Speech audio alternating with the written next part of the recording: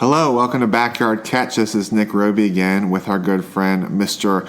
William Harper. How's it going, Mr. Harper? Doing great. How about you today, Nick? Good, doing well.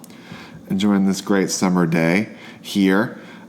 So we thought it would be fun just to catch up and talk about baseball. You know, if you've heard earlier, we did a baseball preview, which is crazy. It's already about halfway through the year, and so we thought it'd be fun to do a little just check in with that, see how our picks are doing, check in on teams and different all things baseball. So let's see. We'll start with some of my picks. I had in the AL East, I had Boston winning the division. In the Central, Cleveland. In the West, I had Houston, and then my wild cards were New York and Oakland. And in the East, I had, for the National League, I had Philadelphia, then Chicago in the Central, and then the Dodgers in the West, and I had Colorado and Atlanta being the wild cards. So looking at those, some of them I've gotten right, and some of them I've definitely not gotten right. So I guess that's how it goes pretty much. I mean, you win some, you lose some. That's definitely baseball. That's definitely baseball, yeah. So I still felt okay about Boston. They're definitely underperforming more than I thought. I don't know. What do you think? Who was your pick in the East again? I did not write mine down like Nick did. Nick is very much prepared. I'm very much not. I can't remember if I had Boston or New York. I probably had Boston. But I knew that New York would be just as good, if not better, than last year, and they've shown that so far this year. They're hitting a ton of homers, and with their trade for Encarnacion to DH, that just adds more power to their lineup. Yeah, I think they're literally embracing Bronx bombers. Exactly. Like just hitting bombs. For sure, and especially with that short porch over in right field, you can hit it like 350 feet, and it's in the third or fourth row there. Mm-hmm. This is what it seems like, anyways. Mm-hmm. So with the Yankees.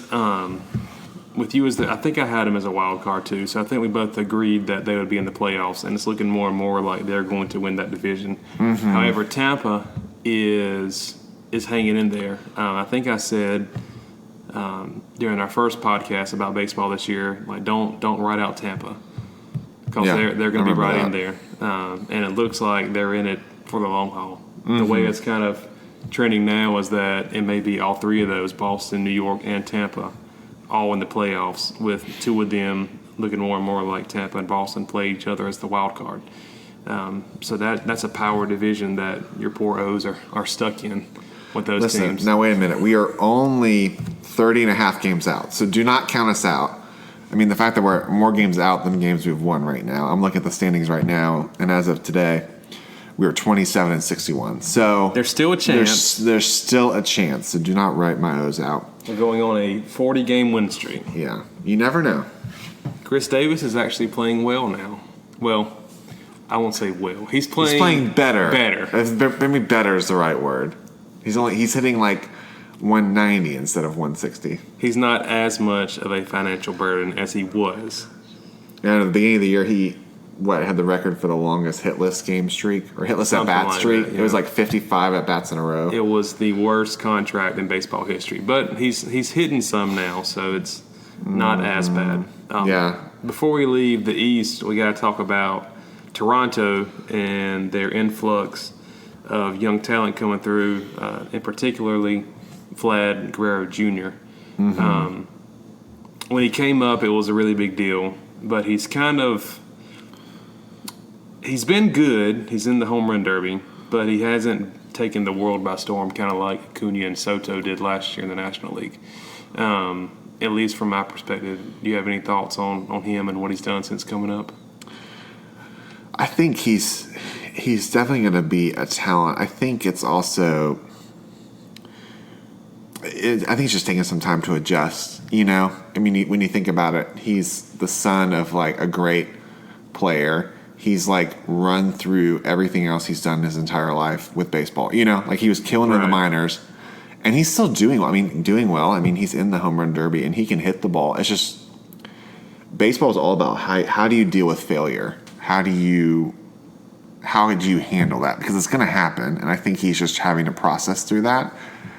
And honestly, right now, Toronto is really in a good situation for him to do that because they support the team, but they're not really trying to win a whole lot right now. I mean, they're trying to win, but it's a great way for young players to get time in. Right. I'm looking at the standings, too, and they're only 5 games ahead of the O's. So, yeah, so there's a chance that your O's can catch them. Yeah. So I think he'll be a good player. I think it's just going to take – just might take a little bit of time for him to catch off. But just to get used to the bigs, and especially facing like the Yankees and the Rays and the Red Sox that many times every year. Those are 3 really good clubs. So right. That's tough. And when you think about it too, like when you have starters, you get drafted as a pitcher and get placed on a team when you have like a dominant pitch, or you have a dominant pitch and a secondary pitch. Mm-hmm. You know, so when you think about it, he was facing pitchers who could throw hard and probably had some kind of off-speed pitch. But now you're facing like starters who developed a third pitch. So say it would be like a 95-mile-an-hour fastball, a slider, and a changeup that are all out pitches. It's just more to adjust, you know? So I think it's just more of taking time of what to look for. And just, well, also knowing his dad, too. His dad was a free swinger. Oh, for sure. You know, so. And especially these big league pitchers, they get paid lots of money to study you and know what you swing at, what you don't swing at, where your hot spots are, where your cold spots are. Mm-hmm. So they figure out ways to get you out and find weaknesses that you didn't know that you had.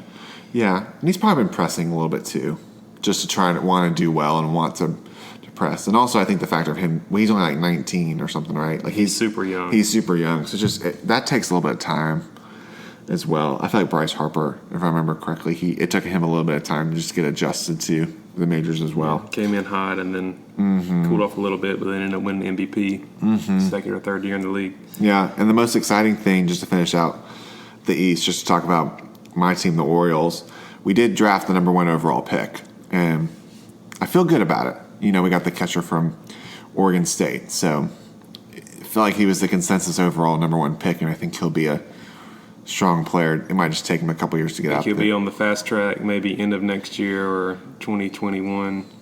Might see him. I'm thinking probably more 2021 would be my guess. With those college guys, they don't take as long because they've spent 3-4 years in college playing, so that time to develop there. I honestly wouldn't be shocked if they try to do like a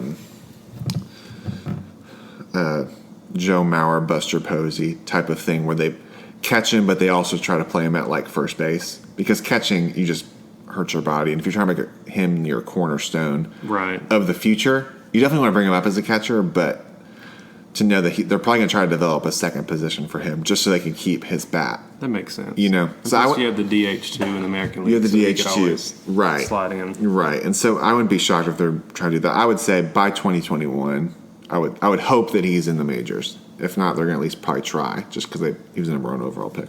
But we'll see. We're in a lot of young players, so. But moving on to the Central, I had Cleveland first. Who'd you have again? I had Cleveland there Cleveland. As well. Yeah. This was the division I remember saying that I knew nothing about. Yeah, I mean, I watched the AL, and it's this one was harder to predict. Right, and now Minnesota has a 6.5 game lead over Cleveland. I didn't know anything about Minnesota coming into the season, so to see them kind of take off has surprised me a little bit. But it's exciting to see. The Twins, baseball's better when they're good, and they haven't really been good that much. So it's nice to see them showing out some up there. Yeah, really great legs. And Orioles shout out, Jonathan Scope is now playing for them at second base, so gotta watch out. There you go. I'll swing, no. Anything else. It was fun to watch, but yeah, that's more of his style. And yeah. I was going to say, how about Lucas Giolito for the White Sox? Their starting pitcher. He's shown out greatly this year. I remember a couple years ago he was the top prospect in the Nationals organization. And then he got moved to the White Sox in a deal, and now he's pitching like an ace for the White Sox. So that's pretty exciting for him. Yeah. Fun fact, he and Max Fried, who pitches for the Braves, and Jack Flaherty, who pitches for the Cardinals, all high school teammates. Oh. That was their 1, 2, 3 high school pitching rotation. It's casual. Yeah. Three major leaguers. Imagine you're a 16-year-old having to face 3 future. There's major no leaguers. relief coming in any games in the Oh series. no, and in high school you only go like 6 or 7, and so yeah, they're dominating. tough, for yeah, sure. that's pretty fun. Chicago's got some good young pieces, I think, They do. which will be interesting. But I feel like in the AL, if there's ever, it's definitely the division. If you can like be consistent with pitching and defense, you've got a great shot because they're always like very close to each other, and so you never know.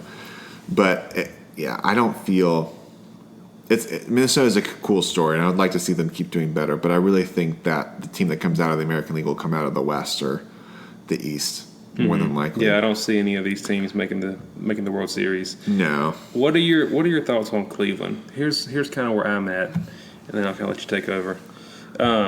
It seems like Cleveland's in the exact same spot that they were last year. But last year they didn't have any competition.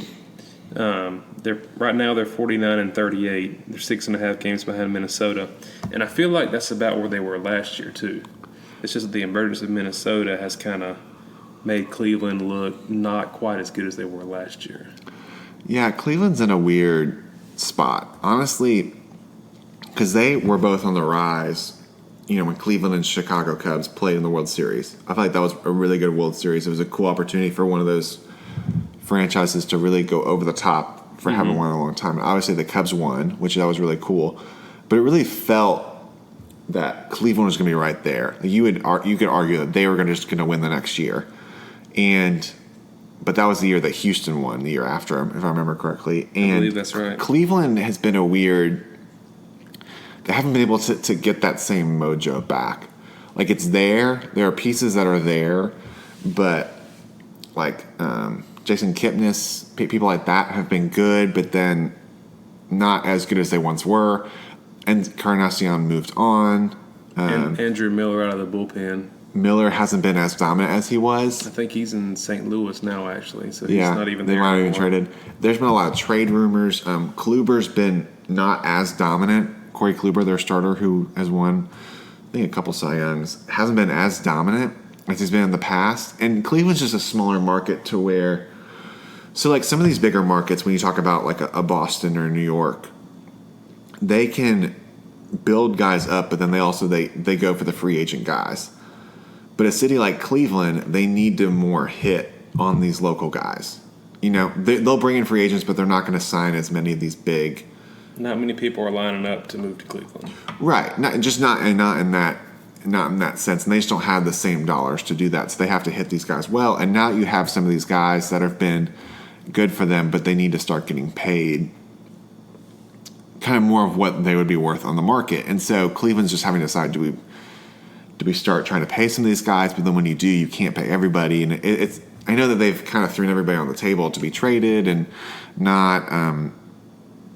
But I think you're right. They haven't really been able to put it all together, and that's why Minnesota has kind of just come together and kind of taken everybody by surprise, just to be leading the division. So Cleveland still has a great opportunity for it all to come together. It's just been some weird dynamics that I think they're just still trying to figure out. I don't know. It just feels like a little bit of a hangover from the World Series a couple years ago. Yeah. Just how do we get over the top? Because Cleveland's been so close, but yeah, so far as well. For sure. Yeah. Do you want to hit on Detroit and Kansas City or not really? There's not much to hit on. There's not a whole lot to hit on other than your boy Whit My Merrifield. boy Witt.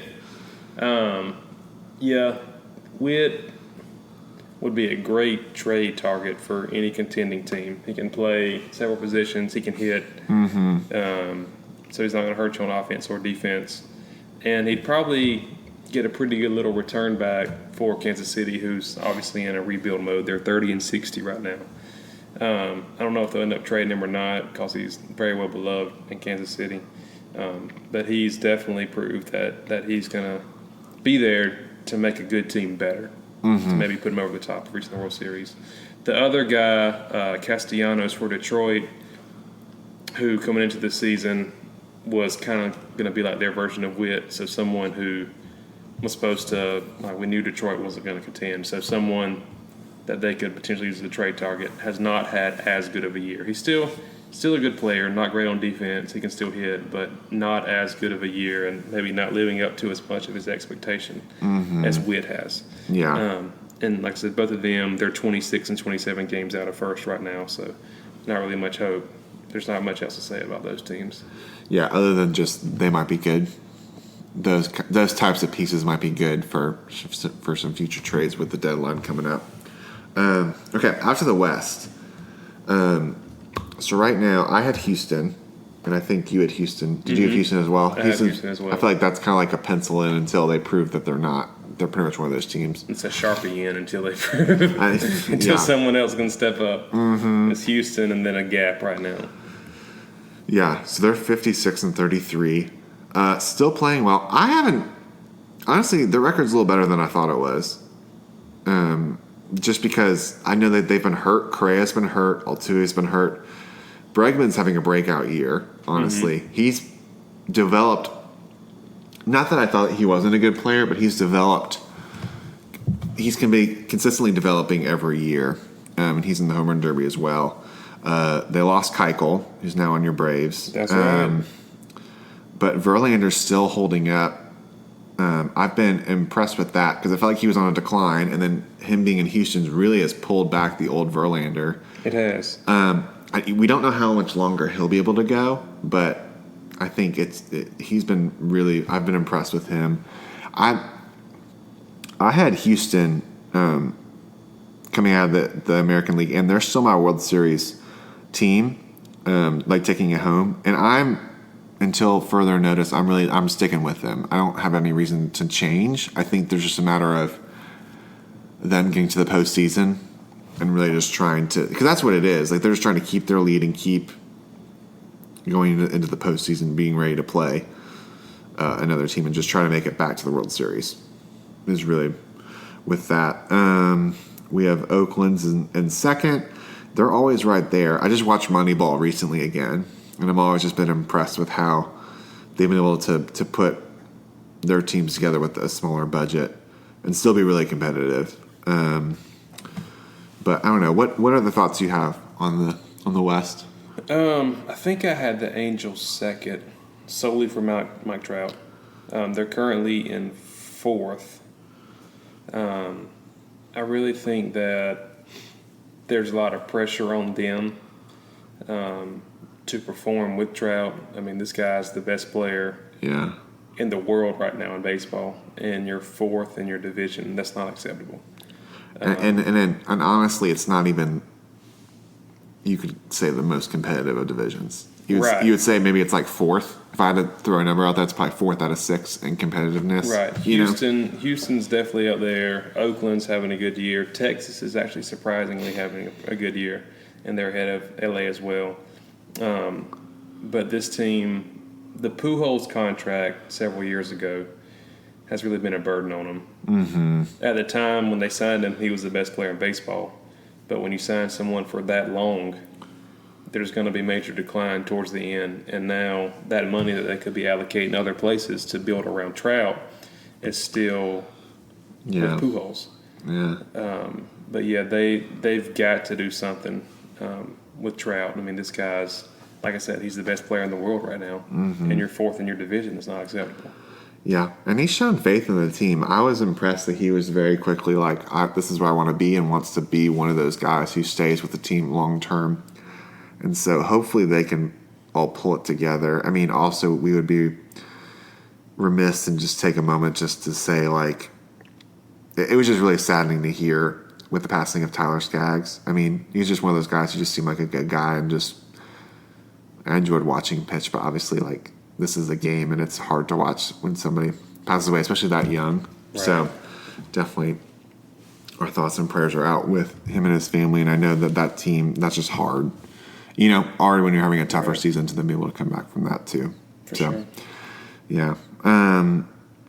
So we'll see. Hopefully, I would like to see LA do well for the sake of Trout, and just for the sake of they've got some fun pieces, but they just haven't been able to put. I think pitching. That's the big key for them, is really putting together pitching. Right. And then, I mean, you've got Seattle, who's always on the cusp right there, but they can't ever kind of get it together. Yeah. And this year, they're not doing too hot. They're 39-54 right now and in last. And they traded Encarnacion to the Yankees. So their best hitter is now in New York. So they've pretty much folded. So I wouldn't be surprised if they don't trade some more of their pieces over the next couple of weeks before the trade deadline on the 31st. Yeah. Yeah. So who did you have coming out of the AL again? I had Houston in the World Series. In the World Series. Okay. I did. Yep. Yeah. And I'm still comfortable with that. Minnesota, New York, the other two division leaders right now are looking really good. What scares me about Minnesota is that they haven't been there yet. They don't have much experience there. Like these pieces haven't really been in that situation. Yeah. They currently lead all of baseball in runs scored. They've been mashing this year. They got 508 runs right now. But I wonder, once you get into the postseason, like it turns up. So the pitchers are more focused. Not to say they're not focused year round, but there's an extra level of intensity in the postseason. It's even a different way. Yeah, a different way you even manage it too. Correct. And especially like let's say like right now, the Yankees have the best record in baseball. So if the playoffs were to start right now, they would be playing Houston in the first round. So an experienced Verlander who's got a World Series, who's pitched in the postseason a lot, he'll find ways to look at this Minnesota lineup and find ways to slow them down. So I'm comfortable with Houston right now. I'll say Houston or probably New York would be the two that I would choose right now. But yeah, I'm pretty confident with keeping Houston. Yeah, I think it's Houston until another team kind of takes it from them. Is pretty much how that goes. I think the key for Houston is their pitching. I think that's what topples them over. Say if they in New York play, I think their starting pitching. Let me rephrase that. Starting pitching would really be the thing that puts them over the top. Okay, going on to the National League, we have your Braves are atop of the division. How are you feeling about your Braves? They're 6 games up on the Nats. Starting off the year, we were getting our feet under us. So we were playing a lot of 500 ball. And then I believe it was May the 10th, we moved Acuna to leadoff, where he finished last year after the All-Star break, and the team kind of took off last year at that point too. We moved Acuna from 4th to leadoff. We moved Ozzie from leadoff back to 6th, 7th, 8th. We moved Donaldson back from 2nd to 4th, and we moved Dansby Swanson up to 2nd. And ever since then, they've got the best record in baseball from that point forward. So Acuna hitting leadoff has really helped a lot. He's got the most leadoff homers in baseball since the All-Star break of last year, just leading off games. Donaldson's a better fit, I think, for a 4-hitter than a 2-hitter. Swanson's really improved. He worked with Chipper in the offseason, and he lowered his hands and widened his stance because he's got a natural instep on his swing. And it's really unlocked his power, especially to all fields. He hit his first homer ever to the right of center field this year, and he's hit a few over there. Oh, wow. I didn't realize that was he a was thing. He was a strictly pull hitter until this year. So very encouraging seeing him do well. And then Ozzie is our number 8 hitter. Is probably the best number 8 hitter in baseball. Switch hitting guy who can hit for power, super fast, good average. I really like our lineup. With the addition of Keuchel recently, I think that solidifies the rotation. Mike Soroka has probably been our best pitcher all year, but he's only like 20, 21 years old. So going into the postseason, you don't want to have your top starter in game 1 be a 20-year-old kid. Right. Keuchel, he's got a ring. He seems like a better fit for a top starter in that sense. But yeah, I really like where the team is. I like the future. Austin Riley, who's come up this year too. He's playing left now, but he's a natural third baseman, so he'll be there next year once Donaldson moves on somewhere else. I really like this makeup. They're fun to watch. They're really good, and I am changing my preseason pick of Philadelphia winning the division to Atlanta winning the division. What I should have done all along, I got in the mode of we didn't do anything in the offseason like everybody else. And Philadelphia scared it. Yeah. I took the Bryce Harper bait, but now I'm off that hook and I'm back on the Braves bandwagon. Okay. Yeah, and I had Philadelphia as well, winning the division. I think signs were kind of pointing to them being able to make that jump. And not that they haven't been good, but they just haven't put it all together. Honestly, it kind of feels like Philadelphia, it gives me the same feeling that the Nationals have given me the past few years with Bryce Harper. I don't know if it's just because Bryce Harper's on the team and they're always like have all these pieces, but then it hasn't fully made the jump yet. I know he struggled more than maybe expected. Not bad, but just not what he's capable of. And then Washington's really held their own, and Scherzer's been pitching out of his mind too. He's a machine. Yeah, I want to say they said since what was it? Since like end of May, he's had an ERA of under 0.9. Yeah, I believe it. Something like that. He apparently just came back from paternity leave for a couple days, and then goes out and throws a 7-inning shutout game and strikes out 11. So. He's a machine. That's all we got to say about that. Going back to Philly real quick before we move on, I think the turning point so far in their season was when McCutchen went down with an injury. Yeah. Up until that point, that's when the Braves were playing 500 ball. The Nationals, which their bullpen's still trash, but their bullpen was super trash, so they were stinking too. And the Mets just haven't really taken off yet. But Philly, it was kind of open for them to run away with it. And then McCutchen went down, and he was hitting leadoff, and he was an anchor up at the top of the lineup. That really since hurts. He went down. Yeah, they've kind of felt it. And with Odubel Herrera and his case, and he's now suspended for the entire year. Those are two guys that could have hit leadoff that they've missed out on for the rest of the season, and two outfielders. So that's why they had to go make a move to get Jay Bruce, who's not a leadoff guy at all, but he's still an outfielder. So yeah, and the Nationals, they're really hot right now. They've come back a really good bit ever since they started getting healthy and putting everything together. And they're actually in second right now. They passed the Phillies. So that's that. But yeah, let's move on and talk about the Mets a little bit. Yeah. Currently 40-49, 12.5 games out. Coming into the season, their new general manager said, "Come get us," and everyone has come and got them. They've got some really good pieces. Who we'll get in and talk about Pete Alonso here in a little bit, some more. But he's been everything advertised, if not more. Jeff McNeil, who most casual fans may not know about, is their outfielder who made the All-Star game. And he's a hitting machine. Yeah. He's really good.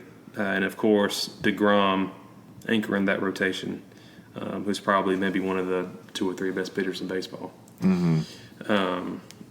They have a lot of pieces, but they just can't put it together. Yeah.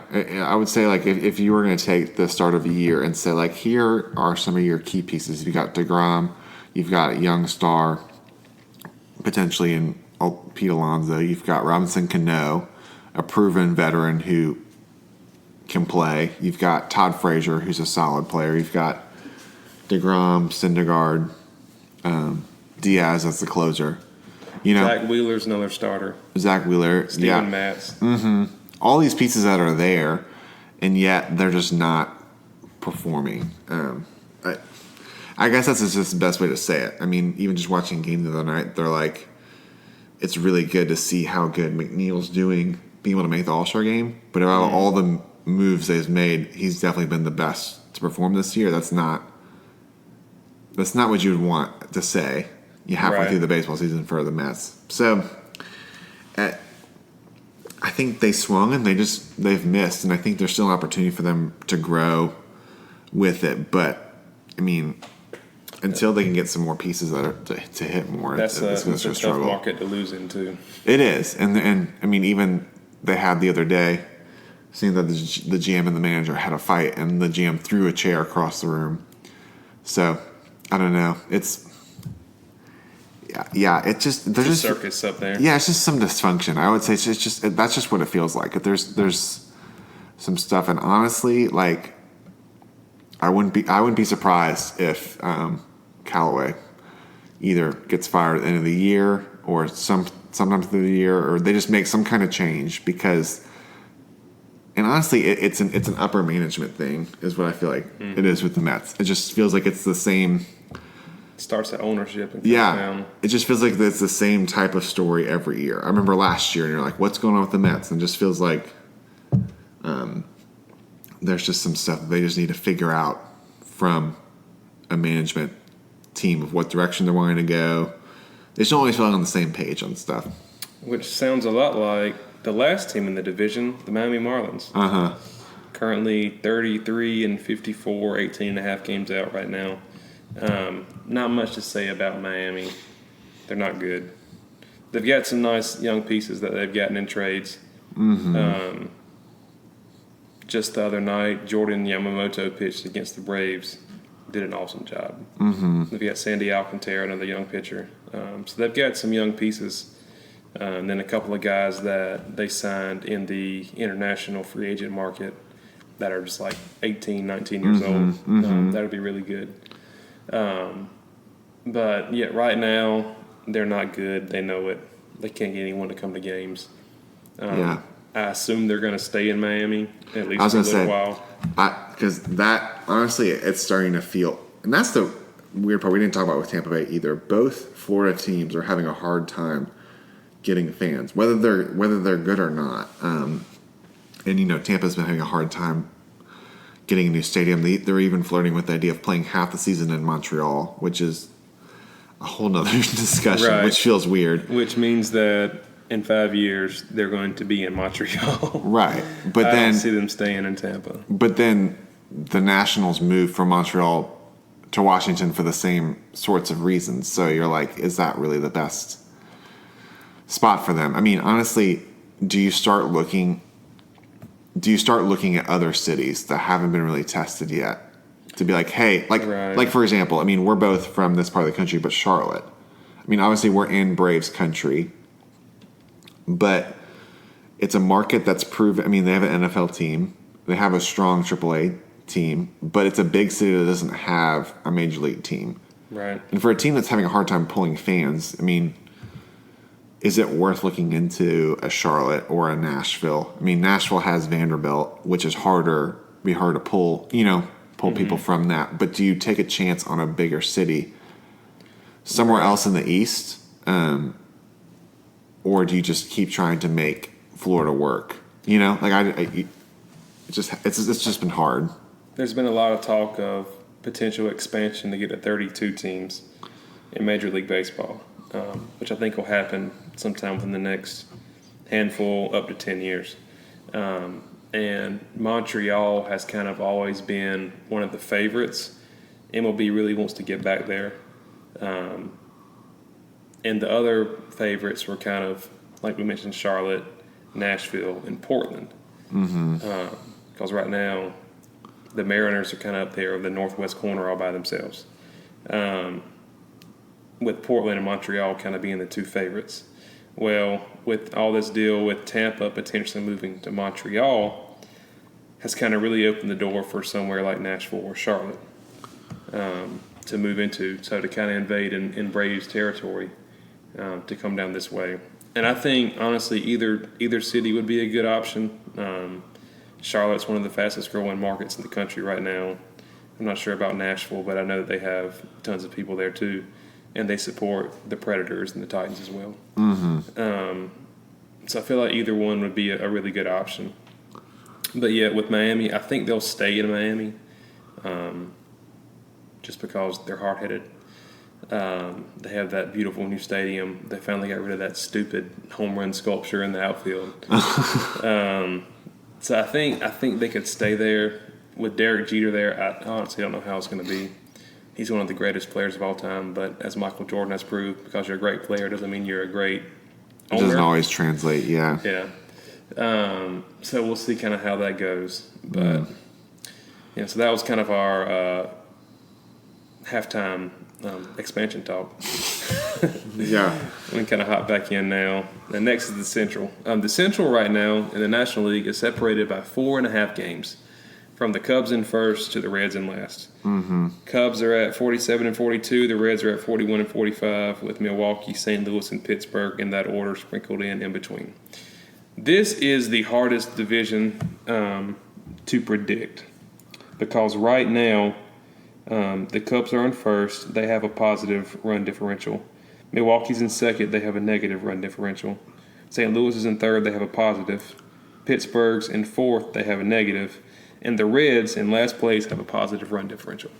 So it's pretty weird right now to see like so many teams like all clustered there together. Mm-hmm. I had St. Louis coming out. Did I? I know I had St. Louis in the World Series. I can't remember if I had them like actually winning the division or coming out of the wild card. But right now, I don't know what to think about this division. What do you think about it? I think that we've played almost 90 games, and we still don't know a whole lot more about the division other than what we were coming into it. And baseball can kind of work like that sometimes. Sometimes it takes the second half to surge. I know Milwaukee last year, they were strong and basically continued strong. They just never really fell off for the division. The Cubs are winning, but I haven't really seen them really play like they fully are capable of, or just, like they're winning, but they could still perform better. Obviously, Milwaukee could probably pitch better than they have. Yelich is on a tear. He might win another MVP. I would say it's probably going to come down to one of those two teams to really to win the division. Pittsburgh and Cincinnati are really fun to see. Josh Bell has been a fun right to see, like just a new face and really perform really well, and he'll be fun to see in the home run derby and see in the All-Star game. And Cincinnati, they're making some good movement, but I don't feel like they're really contenders. I feel like they're ahead of what they're supposed to be. Mm-hmm. I feel like they're not supposed to be contending yet, but they're hanging in there. Yeah, and that's really all you can ask for teams. If Cincinnati starts falling off, I wouldn't be shocked if you saw like a Yasiel Puig be shipped. Yeah. Just because he's a piece, he's been on winning teams before, and he could be a spark plug to kind of help, or may hurt, but theoretically help a team. Other pieces they might want to hold on to, like a Sonny Gray, to keep building on. But I think technically, my prediction is right now, if the season ended today, I would have gotten this division exactly right. Nice. For the record. Now, I don't think it's going to necessarily stay this way, but I think the Cubs or Brewers will win the division. The other one will be the wild card. I think the key is, can a St. Louis or somebody take that other wild card spot? Mm-hmm. And I think they can. Paul Goldschmidt has been playing well, but he hasn't for the Cardinals, but hasn't been what they wanted him to be. Right. And that sometimes that just takes a little bit to fully get to that. So I can see him having a strong second half and then making a surge to really play well out there. So I would say at least two. I would say two of those teams will make the postseason. It's whether or not a third one will or not. Gotcha. When it's really close like this, I like to look at the road record. I like to see teams that are taking care of business at home and then at least playing around 500 ball on the road. Currently, the closest team to 500 on the road in that division is Pittsburgh. Right. But unfortunately for them, they're 21-21 at home. Yes. So that's not boding too well. So the Cubs, Milwaukee, St. Louis, and Cincinnati all have winning records at home, with the Brewers and Cardinals having the best road records.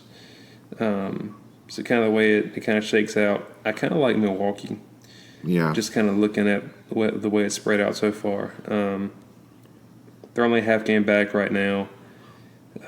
With Yelich, if he can stay hot, he can hit them to the postseason. Mm-hmm.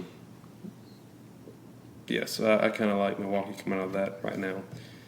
So we'll see how it goes. All right, moving on to the West. In the no one surprised division of the year, the Dodgers have a 14.5 game lead over the Rockies. And then it's followed by the Diamondbacks, Padres, and the Giants. Mm-hmm. I think the most interesting things to talk about this division are, of course, the Dodgers just completely dominating the division. Yeah. Mm-hmm. And also kind of the decline of the Giants and kind of early rise, like we talked about with Cincinnati, how San Diego is kind of a little bit ahead of schedule too. Mm-hmm. The first thing I want to hit on, though, is the Giants, and you can kind of take over. You Okay. kind of hit on what you want to next. The Giants stink. My wife and I actually went to a Giants Diamondbacks game. We went to San Francisco on a trip in May, and they're not good, like at all. But they have 2 trade pieces that will be very interesting over the course of next month in starting pitcher Madison Bumgarner and left-handed reliever Will Smith.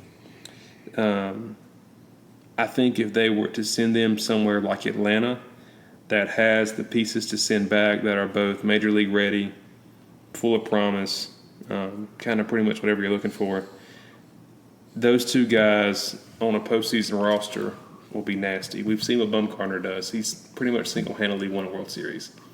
Yeah. When he pitched in 3 World Series games and picked up 3 wins. And then Will Smith has probably been the best left-handed reliever in baseball this year, even though he's on a terrible team. So to see where those guys end up over the course of next month, whether they ship them together, ship them separately, to kind of see where they go, that's going to be very interesting to me. Yeah. And I think whenever I've quickly turned on a San Francisco Giants game, that's literally the first thing they talk about is Bumgarner leaving.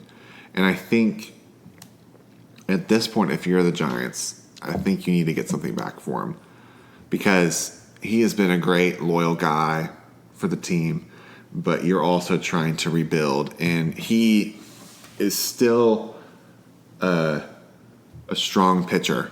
Like, he still has some stuff. He's not. I wouldn't say he's probably the same as he was a few years ago when they won the World Series, but he can still be very helpful for some team. And you want to get some assets back for him because, again, San Francisco is not. They're a great place to play, but they're not necessarily this like top free agent place, and so you need to get some pieces back. So I'd say a team like Atlanta makes sense for him to go to that needs starting pitching. But it's just a matter of who has the right price back for him. And he currently has the no trade clause where he put a list of teams as his, I guess, no trade destinations. Mm-hmm. And the list of teams were only contenders because he knows he's not getting traded somewhere that's not a contender. So he has to approve individually any deal they make. So, like, the Braves are on his no trade list. Mm-hmm. So if they work out a deal with the Braves, he would have to approve it. Mm-hmm. So it gives him more power to kind of pick which team he goes to. Yeah. So they can't say, oh, we're trading you to the Mets, which would suck for him. But it's kind of unprecedented to see, like, someone do what he's done to try to control where he lands. Mm-hmm.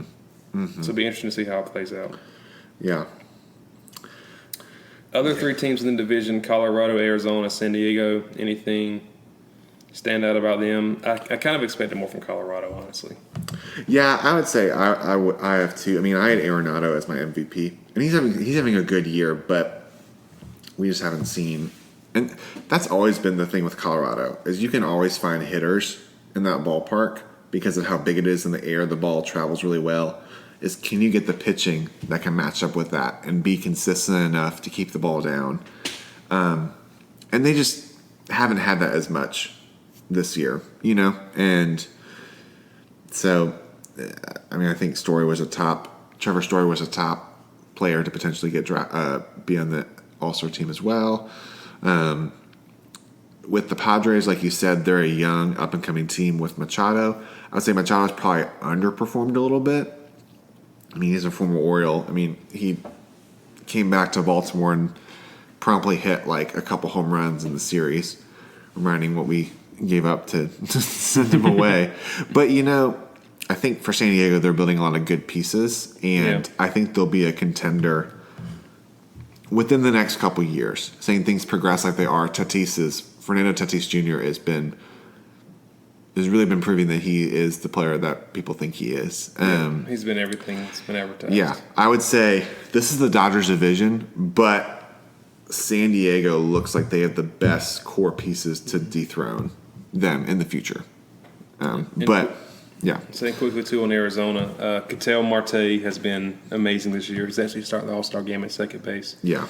And my boy, fellow Gamecock, Christian Walker, has been thriving in Goldschmidt's spot at first base, kind of replacing him, actually kind of outplaying Goldschmidt so far this year. So I got to give a shout out to Christian Walker, go Cox. All right.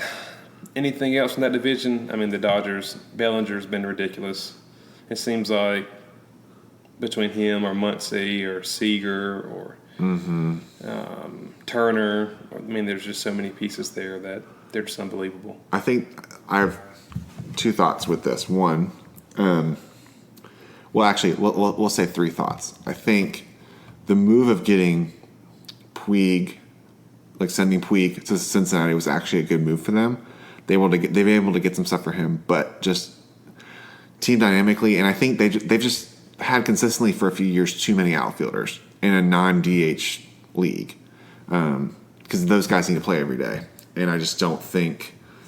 Just somebody had to go, and I think it made sense for Puig. He needed a new start somewhere else anyway. And then two, Bellinger has improved his swing to be even more dominant than his rookie year. He was having like a decent year last year, but he's a big swing and miss guy, and he's now shortened up a little bit and been able to hit, like you were saying with Swanson, hit to the other field. And that's really been, I think, a key for him to be able to really become more. You could argue he is in one of the front runners for MVP, along with Christian Yelich of the Brewers. And then three is Walker Buehler, the starter. He has been dominant. And he definitely is using he's got a strong fastball, big breaking ball. And he has been developing really well for them. And I think they are still a strong team to come out of the West. However, we have seen over and over and over again in baseball or in a lot of sports, just because you have the best record in your league does not mean you were going to make it out. And sure. I think this it's going to come down to the Dodgers and the Braves. And I know as Braves fans, you love always having to play the Dodgers in LA, but it just always feels like the two play each other. I think this will come down to that will be the NLCS. And the question will be, can the Braves pitching be able to quiet the bats of the Dodgers enough to be able to make it? And I think they have the opportunity to do so, but that's the question. So I think it comes back to, again, I think the Braves do need to make probably another move for a Madison Bumgarner or somebody like that to either shore up the bullpen or to add another arm, because Fultonavich has been struggling a little bit. They just need another arm to be able to compete with that. And the Dodgers, I'm sure, will probably make a move because they usually have money to be able to do that. So I would say those are the two favorites. I have LA making it to the World Series again. I would say I'm just going to stick with that until they prove otherwise. I think, when both of my picks are still very competitive, it'd be hard. It's hard to go against that. So. Yeah, I kind of get what you're saying about the Dodgers and the Braves looking like they could be the potential NLCS. I'll agree with that. That's kind of the way I was thinking too. Another piece for the Dodgers has been Ryu. He's probably been their best starting pitcher this year. And he just got named to the NL, be the NL starter, excuse me. So between Kershaw, who we all know, is an awesome pitcher, and Buehler and Ryu, that's probably the best threesome of starting pitchers. Just for the sake of not being the same and pulling out some homerisms, I'll actually take the Braves in that. I'll put the Braves in the series. Put the Braves in the series. Okay. I think a Braves Houston series would be really interesting. I think that'd be really fun. To see Keuchel and McCann go back up against Houston, their old team, and to see what kind of knowledge they could give to a young Braves team. Who is that? They are a young Braves team. Mm-hmm. They have some nice older pieces in like McCann and Markakis, Tyler Flowers. Mm-hmm. You've got your prime guys in Donaldson and Freeman. Then you've got your young pups too. Really good shot. All right, do you want to talk about the home run derby real quick? I know we're kind of running a little time. Yeah, we're hitting close to the 50-minute mark. Yeah, let's talk about it. I think it's a fun. I honestly like the system a little bit better. I know in years past, I didn't like the idea of as much of having a clock and having a bracket, but I think it makes it more fair. And also, you don't get the Josh Hamilton situation to where he balls out first 2 rounds and then gets so tired, and then you actually forget that. Right. He didn't actually win the home run derby. Which is ridiculous after hitting 30-something home runs in one round. I think it was Justin Morneau actually was the one who won the home run derby. Yeah, but just you just forget because it was actually him. So they have 18 bracket where they picked just, I think, is it 4 from each? No. I'm looking 1, 2, 3, 4, 5. No, there's 5 National League and 3 American League. Okay. I think they just offer it to people and see who wants it. It's kind of like the dunk contest. I'd say it's a similar type of thing. You don't necessarily always get the best people, but you get people. There's some fun storylines in this for sure. And I'm glad that guys want to do it. So I think so Will and I talked about just doing a quick little bracket challenge and just make some picks just for who we think is going to win. This is probably going to air after this has already happened, but unless we put it up tonight, right? Unless we put it up tonight, so it'll be funny to see how this goes. But just for the sake of fun, first round we've got number 1 seed Christian Yelich, 31 home runs against Vladimir Guerrero Jr. Only 8 home runs, but he has home run power in the home run swing of his dad. So who would you take out of those two? I'm tempted to take Guerrero, but I'm going to take Yelich. You're going to take Yelich. I'm going to take Yelich too. I think Guerrero is going to be fun, but he might overswing a little bit too much. Mm-hmm. And also remember we're playing in Cleveland too. Right. I'm not sure how to factor those, but I feel like they've got a pretty fair ballpark. But that's where the All-Star game is going to be. So that's where the home run derby is going to be. And then on that side of the bracket, we've got Alex Bregman of the Houston Astros, who's played in home run derby before, and Jock Peterson, another left-handed bat from the Dodgers, who's all home runs. Yes. Who would you take out of those two? I'm going to take Jock in that matchup. You're taking Jock. Okay. I'm going to take Bregman. I think he's got a good swing for that. I know. I like his swing, and I think he's hot. And I think he'll win. They both have similar home run numbers. Mm-hmm. Yeah, they're the 4 and 5 seed. Mm-hmm. So theoretically, the most even match. Yeah. In the first round. Yeah, and they only have 4 minutes, so it's definitely a quick little thing. And then other side of the bracket, it's Pete Alonso, the hot rookie from the New York Mets with 29 home runs, already set the rookie record for their team. And then Carlos Santana, the hometown guy, who's back now in Cleveland with 19 home runs. Who are you taking in this one? I'm taking the hometown guy, Santana.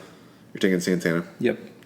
I saw enough last year with Bryce winning it in Washington to see just kind of the energy that you can get as being the hometown guy in these situations. Mm-hmm. So, yeah, I'm going to take Santana over old Pete. Okay. I'm going to take Pete. I think Pete's got it. And that porch, he will hit enough. I don't know if he's necessarily going to win it, but I think he can definitely hit some fun bombs and just has the younger bat speed to be able to keep up with that.